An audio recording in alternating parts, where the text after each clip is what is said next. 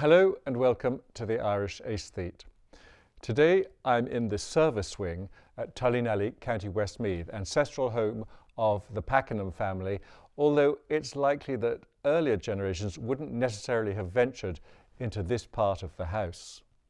Thomas, we're in a room off the main kitchen, which has been filled with items that would have related to the servants' hall, although this wasn't originally the servants' hall. Yes, and I think, in fact, if we look at the plate, you'll see it has servants' hall written on it. I know, I think it's rather wonderful. Because I suspect that is to stop people stealing them, or if they have been stolen, they can be spotted. They can be easily traced. Yes. But you wanted to talk about this sign that's hanging on the wall here. Well, it's a poster, isn't it? From, and it dates from, I think, does it have a date on it? Alas, it has no actual date, but it does say boxes of seeds can be obtained, price 2 shillings, by applying before a certain date to Lady Catherine Pakenham. So well, what date is that? She married in around 1890, the 1900. So I think we can say it's late 19th century. It's late 19th century. Okay, yeah. And it's a vegetable show, and what is interesting, I think, is that it's very limited. It's only for, it says, this show will be only open to the families of the clothing club and the gate lodge keepers, plural, at Pakenham Hall. And in other words, only a very select you group. had to be an insider in the clothing club, whatever that was. Whatever the clothing, you don't know what the clothing club was. Obviously, it must have been some sort of charitable organisation, maybe run by the family at the time, I would have imagined. Yes, I suppose so. They had a servants' hall library too. They were keen on reading. Okay. And of course, this room, which is the pantry, I think, has, as you rightly said, things from the servants' hall. But notice the early version of a refrigerator in the corner. Is that lead lined? Lead lined and full of, would have had ice, and the ice originally would have come from the ice house. Yeah. Does the ice house still exist here? You still have your ice house? Yes, it's a wonderful lighthouse down in the woods. Yeah, I mean, ice houses, for those who are unfamiliar with them, you might just briefly explain what they were. Oh. Well, an ice house was an insulated structure, either cut into the hill, and it's insulated by soil and bricks. And inside, you packed ice from the winter frost. When there was a frosty day, the man with the ice cart was sent out. He smashed the pond, whatever it was, smashed the ice in the pond, and put it on his cart, took it to the ice house and loaded it up, which might have been a thing he did quite regularly if there was a cold winter. And the ice house would have been full of ice, and then when the spring came, the ice house was gradually depleted. Yes. Yeah, but it would have been used to provide ice for things like ices, obviously. And ice cream. And ice cream. Yes. And also for keeping things cold, as you say, like wine. If you were serving chilled wine, you could get the ice from the ice house. Yes.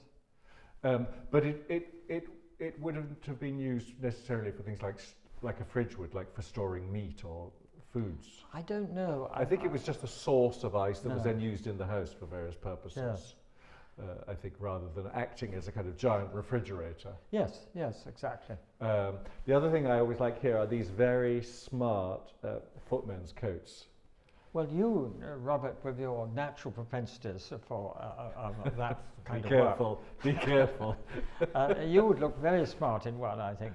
Yes, I know. I seem to remember on one occasion at least trying to fit into one, but I think the footmen were slightly slimmer even than I. Unfortunately, I'll just have to lose a bit of weight to get into it. And of course, next door, which we'll show now, is the main kitchen for the house when it would have been, sort of, so to speak, full steam ahead. How many sort of people do you think would have been employed? I think there were 20 indoor staff. They would have been called servants, of course. Yeah. And when I arrived, I think there would have been 6. So it had been very much reduced from the original numbers. Yeah. And there were 6, and they fled on news of my arrival. So, well, all except one. And she was a wonderful old lady, but, well, not so old then, called Mrs. Burke. And she had sort of started as well, the lowest rung of the ladder and worked up, and the rest of the staff had gone, and she was now running the place. And then Maureen's mother took over from her. Right. And Maureen is your present housekeeper. Yeah. Without whom none of us would survive. Oh, well, you wouldn't have had any lunch today. Crucially, a delicious lunch it was too.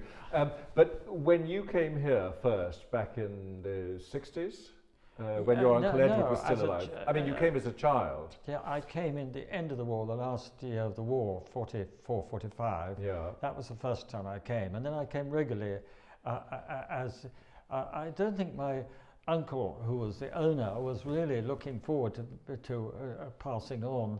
And he didn't suggest that, he never sort of brought me in to share any decisions. But he died incredibly young, at 58, and Very so young. I was pretty young when I inherited. Thomas, you remember, therefore, when you were young, this kitchen being in active use. Absolutely. And do you want to hear the story about it? Yes, please. Well, I was sitting with my uncle in his last few years, and he was my aunt, and she had just been told by a doctor she was killing him by feeding him too much food.